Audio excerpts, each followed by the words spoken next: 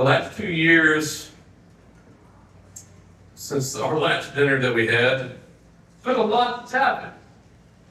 In 2022, we saw abolition bills. We were involved with almost all of those. Bills filed in 9 states. One of those was in Louisiana. That one got the furthest. It was right before Dobbs overturned Roe versus Wade.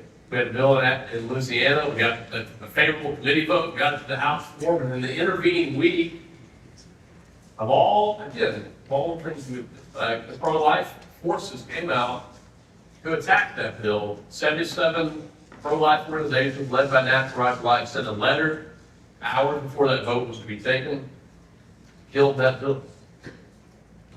That bill was filed by Representative Danny McCormick there in Louisiana. It was spearheaded there by a pastor in Louisiana, Pastor Brian Gunther, who I'm grateful to have with us this evening. Brian, thank you for coming. But we saw as a result of that, the pro-life movement come out and show their true color, that they actually oppose equal protection for children. The pro-life lobby organization, that is. 2022, as we heard from Wes, kind of how we got our start was working in the Republican Party in Texas to get strong platforms to support abolition, which we've had since 2016, and we've been able to go back every 2 years and make it even stronger.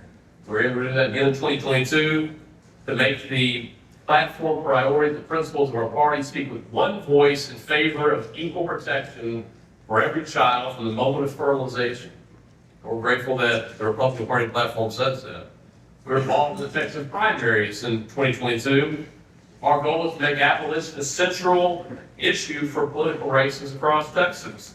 We had a record number of over 80 candidates take our pledge, answer our survey, including top candidates for governor, Don Huffines and Alan West. We preached to churches. We hosted a church leaders conference because we believe that this is an issue of the church, and it must be something that pastors are equipping the saints for the work of ministry on this issue. The love of teaching the flock how to love our neighbors as ourselves. 2023, we had a Texas legislative session. For the first time, we had a bill in both the House and the Senate. The first time. And although we didn't get a committee hearing, we had more citizen lobby days than we'd ever had before. We saw more citizen lobbyists, although you may not want to be called that. More citizen activists or advocates come out and speak with legislators in their offices than we'd ever had before. In fact, I want to ask you, if you were there for any of those citizen lobby days, would you please stand up? Just stand up if you were there for any of those citizen lobby days that we've got.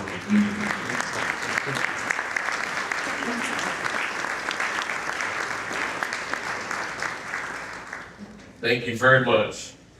It takes a lot of, it takes a special kind of person. It doesn't take a special kind of person, but it takes someone who is willing to sacrifice and not see immediate results and feel like you're beating your head against the wall, right? To go to Austin and speak with legislators a lot of times. I want to particularly recognize a couple of people who were there a lot. One of them, Jennifer Madrid. Jennifer, where are you sitting? Where are you at? Right there. Jennifer, thank you. Jennifer has a powerful story that she was willing to bring and to share with legislators and their staff at the Capitol over and over again. And you just saw people's hearts begin to burn as they heard her story. Christina Harbaugh. Christina, where are you at?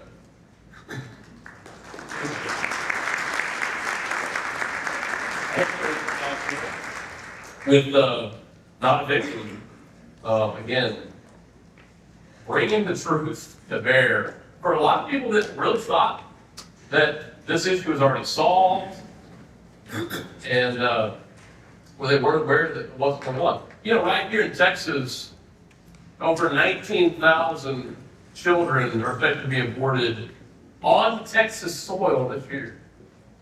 A lot of people that believe that, oh, well, Texas is one of the states that we've already abolished abortion. No, we're not. No, we're not. We've just changed how it's done and where it's done because of our law, because they still deny protection here. We saw more progress than ever before, better conversations, deeper conversations. We drafted a bill for 10 states, filed across the country, consulted on an 11th state. More states filed bills, abolition bills across the country this year than we'd ever seen before.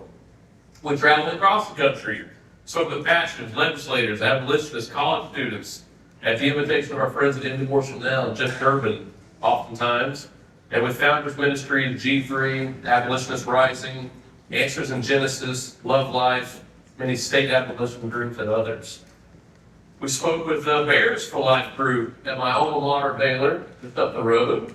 Got to have a great conversation with my fellow Bears there, and there's several of them here. Thank you very much for joining us, see you over there. Can I get a signal? All right. We were at many conferences around Texas, in Round Rock, DFW, Greater Houston, spoke at conservative meeting. I spoke very recently at Cedarville University in Ohio, and we're just seeing progress, not just here in Texas, but all across the country. I want to tell you that across the country, the state of abolition is strong. It's strong. The cause of abolition is strong. But not because of us. Not because of us. In fact, it's always been strong. It's always been strong because of who it's always been about. And that's God. It's like when the Israelites standing on the verge of the promised land, Joshua and Caleb, they were excited to go in there. Because they believed God. They believed God's promise and what he said. And that's how we want to be. We want to be excited to go fight these battles because we believe God's with us. And when we do his will, his ways, he'll bless that. We filed a brief in the Dobbs case. And within the last 2 years, I was said 2 years ago, I'm telling you that we filed that brief, urging the Supreme Court to overturn Roe versus Wade. And now today we can say that they did. Roe versus Wade is dead. We're grateful.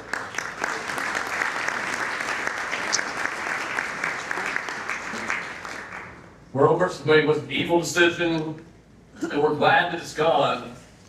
But here's the thing.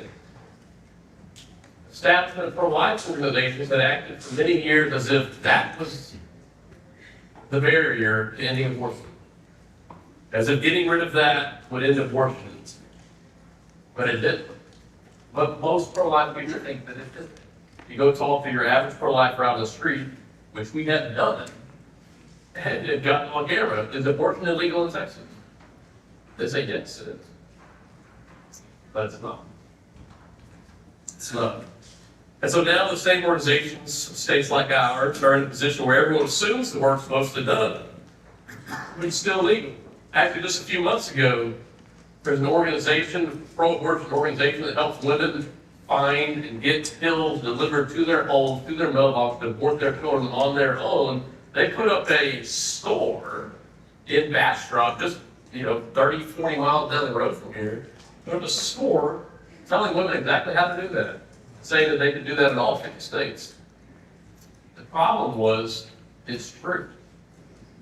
In fact, you say, well, how can they get away with that in Texas? They actually had a permit. They actually got the permit from the city there to do that. And not just a permit, but they actually sent letters, public letters, to the governor, to the attorney general, to our U.S. senators, saying, this is what we're about to do. And then they did it. Nobody arrested them. Because it's not illegal in Texas for a mother to pay pills to murder her own child in Texas. It's still not illegal. Now, under our bills that we've put forward, now bill 17, 19, 21, 23, it would be. But not under Texas law today. That's why there's still a lot of work to be done. And because of laws like that, or the laws that we don't have here, and many other states that claim to be abortion free, there's more than 80,000 children that are expected to be murdered in states that claim to be abortion-free because mothers are ordering the pills. These aren't even including the ones that are driving and going to other states. These are the ones that are doing them at home. This year I testified, I went to Missouri and testified in favor of our abolition bill there, introduced by Senator Mike Moon, we had a bill both the House and the Senate there. 2 pro-life organizations testified against the bill. There were only 2 of us that got to testify in favor of it. I was very privileged to be one of those. Pastor Jeff Durbin, who you're from next, was the other. But then two organizations came out and testified against it. It wasn't, Planned Parenthood was ready. The pro-abortion lobby was ready to testify against it, but they heard that, the pro-life, the National Life Facility, and the other statewide pro-life organization, they were going to do the work for them. They just sat in other ones. And they killed the bill in Missouri. So that's why we've got to let people know what's really going on. A lot of things I just told you, a lot of people aren't aware of. They think the job's done here. They think, oh, let's go make all the other states like this state. Let's go make all those blue states like this state. But that was in abortion. I'm excited to tell you about a project we're in the thick of as we speak. And actually, instead of telling you about it, Roe v. Wade has been overturned. In 11 states, abortion is effectively banned. My name is Megan. Now that I'm pregnant with my first baby, I care more about protecting life than ever. I keep seeing pro-life headlines say some states are abortion-free, including mine. But are they? I want to find out what's really going on. We don't see any abortions being reported to the Department of Health. Louisiana, Mississippi, Arkansas, Alabama, and Oklahoma are seeing the biggest increases in requests for abortion pills. So since Roe versus Wade has been overturned, is abortion illegal in South Carolina? I think so, yes. Abortion illegal in Oklahoma, yes. Is abortion illegal in Texas? Yes. No, it's not illegal. On Mayday.health, we tell you how. People are still getting pills by mail. So I got both abortion pills that I ordered in the mail. Now the whole culture is the abortion clinic. If what we've been doing isn't working, what should we do? Abolitionism versus being pro-life, those are 2 different things. The biggest distinction between the pro-life movement and the abolitionist movement is we engage biblically. We're just asking for the law that we have to be applied consistently for every image bearer of God. The goal is that everyone gets equal justice under law. Why can't we just make laws protecting unborn babies the same as born babies? We had a bill of equal protection put in. It was actively opposed, publicly and behind closed doors, by the leader of the pro-life establishment. Kentucky Right to Life opposing a new bill that would criminalize abortion. Why would pro-life leaders oppose that? For the record, Susan Klein representing Missouri Right to Life in opposition to the prosecution of women. Can't we all agree that we are not going to put a woman in jail or give her the death penalty if she gets an abortion? We do not support penalizing them for getting the abortion. Every single bill that they write in there, this doesn't apply to the mother. Women are victims of abortion, whether they claim that for themselves or not. There's a huge just infantilizing of women. Women are not victims of abortion. No, you murdered them. Yeah, I did, and I'll do it. I know you will. Women are choosing abortion. My abortion was the best decision I ever made. It was an act of self-love. They have no problem understanding that they are murdering a child. Many of them celebrate that fact. She has murder on her mind as she twerks in front of Planned Parenthood. The crazy reality is, in these states that say they're abortion-free now, abortion has never been easier. I could abort my baby in any of the 50 states. Abortion-free state.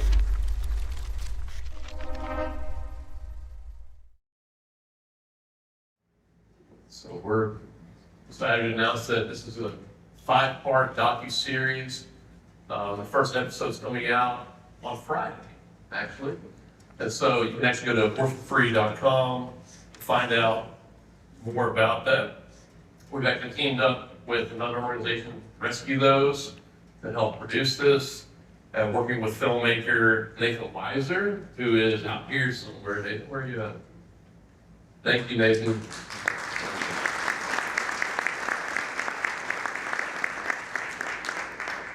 And like I said, the first episode is Friday. So go to abortionfree.com, sign up for the email list. You get notified how to get access to that. So that's where things are today, and that's what we're trying to do. We're trying to let people know what's really going on, because a lot of people really don't. So over the next 2 years in Texas, the Texas primaries are upon us. We plan to be involved in the Texas primaries again. We have a candidate survey that we actually have not sent out.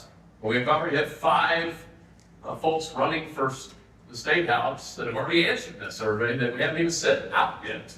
Because they're coming to us saying, I want to answer your survey. I want it. Can you send it to me? And some of them we haven't even contacted us. They just somehow got it through the grapevine, and they're filling it out and sending it to us. But if we're going to win, we need to do more than just report who supports abolition, who supports abolition and who does not. We need to get behind abolitionists who are willing to run for office and fight for victory. Because bills, no matter how well they're written, they don't file themselves. And no matter how good they are, they don't vote for themselves. We have to get people into office. So that's why this last primary season we launched Abolish Abortion Texas Political Action Committee, ATX PAC, to elect abolitionists who stand for equal protection, oppose bills of partiality, oppose bills that delay abolition, oppose bills that are designed to look good while actually giving cover to the enemies of abolition. That's the kind of folks that we want to see get elected here in Texas. 2 sessions ago, my bill here in Texas was killed by Texas House Republican so-called committee chair Stephanie Click. Last election cycle, we endorsed our opponent, who went on to force her into a runoff and force the political establishment to spend record dollars defending her. Well, this year she's up for election again, and again, that man has said, I'm going to challenge her again. He came then with a huge support.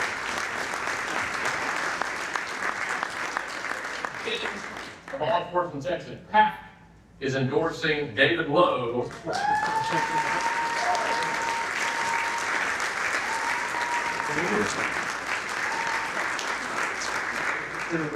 To serve and to fight, and he's already run before and proved himself that he's willing to take the arrows on this issue and many others. So we look forward to helping how we can through the ATX PAC on that.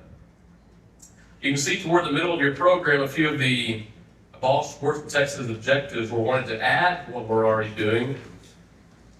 We really need to amplify the truth. Like I said, there's a lot of people out there that they would support what we're all here about, what we're doing, if they knew about it, if they knew it was happening. We want to reach those millions of pro-life Texans who believe that since Roe is gone, that abortion has been abolished in Texas. We need to reach them with the truth, and we need to get them onto our side so we can mobilize them to influence our legislators to abolish abortion in Texas. That takes money, and that takes peace. And for people, we want to train new advocates. To train and send throughout the state abolitionist leaders who can speak at churches, conferences, Republican Party, and conservative events, to recruit and train advocates, who recruit and train advocates, who recruit and train advocates. You get the idea? We have to continue to add to our numbers of people who are fighting to abolish abortion in our state.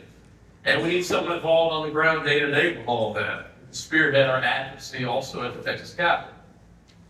You've already met Paul Brown, who came up earlier to tell you about a silent auction, and we've recently hired to do that part-time, but it needs to be full-time. It's a full-time job. So we need to make that happen. Through the Foundation of Abolish Abortion, we're working to advance legislation state by state, because right now, self-managed abortion and do-it-yourself abortion is still legal in all 50 states. No states have actually abolished abortion. They've just changed where it happens and how it happens. So we want to advance legislation state by state. Again, you can see this also in your program as well. In 2022, we saw 9 states with bills. In 2023, we saw 11 states. For 2024, we want to see 16, 17, 18 states, and we believe that there will be, right, Jeff? We believe there will be, by the grace of God. Many more states where there's legislators willing to stand up, be bold, and do what God says. And we want to be there to help them, as we have been in the past. We want to do more to meet with legislators, pastors, testify at hearings, speak at rallies. We only have so much time, so we need to hire additional staff for that. We want to activate and educate new advocates, reach new audiences. This year we had the privilege, among many other great opportunities, to be on Ally Beth Stuckey's Relatable program. We were able to get the message of abolition in front of tens of thousands of people. Very grateful to Ally Beth for that. And we need to get in front of many, many more. Because that's borne a lot of fruit. We need more of that. We believe that abolition is a work of the church. That's why we hosted in 2022 our Church Leaders Conference. We want to do that again in 2024.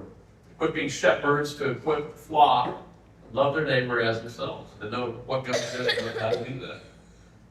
We want to produce videos. Nothing that reaches more people in less time today that has as much return as video. We want to produce engaging videos, and we want to add a video editor, producer to our team to do that. We're working on a documentary. We have lots of footage that won't even be in the documentary that we need to get out there, and much other footage. We want to strengthen the abolition movement, strengthen the coalition of abolitionist organizations, coordinating a 50-state strategy, sharing resources, encouraging and mentoring new leaders and new organizations. Last year we had the privilege of being in Missouri, helping teach the folks at Abolish Abortion Missouri how to do what we do at Abolish Abortion Texas. And this year we got a committee hearing on the bill there in Missouri, what to foster cooperation among many groups.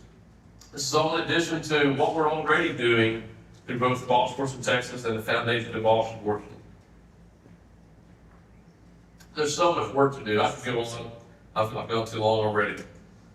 But we're grateful that many of you in here, that we've been able to do, by the grace of God, what we've done because you've seen fit to support our work and to give and to partner with us. And we're very, very grateful for that. And not just to do that financially, but also to come and be with us in person, in Austin, in offices, as we've had many of you stand earlier. And we're very grateful for everyone who stands with us. Lastly, I just want to, for all the progress that we've been making, the plans that we have, we just thank God for all the progress, and we submit all of our plans to Him. His glory is what we want more than anything else. And without Him, we can do nothing. Unless He builds the house, we're laboring in vain. Unless He guards the city, we're staying awake in vain as watchmen. We give glory to God. We're grateful for our partnership with Jeff Durbin and End Abortion Now, and many opportunities we've had to work together this year. As End Abortion Now has also helped to fund many of the bills that we've been involved in through the Foundation to Abolish Abortion, and to fund some of the travel, much of the travel that we've been able to do. So many of these states to speak there. We're very grateful to Jeff Durbin and End Abortion Now, and folks at Apologia Church and Apologia Studios. To all of our donors that are here or not, we're very, very grateful to you. And all of this requires, right, the money is the fuel that allows us to get in the air and stay in the air. And we're very grateful for that. I'm grateful for our board and our team, for our families, for all that they do standing behind us, the sacrifices that they make. So that's what's the last 2 years have looked like. That's where we are today. That's some of the things we want to do in the next 2 years. And like I said, I'm very grateful for everyone who's stood with us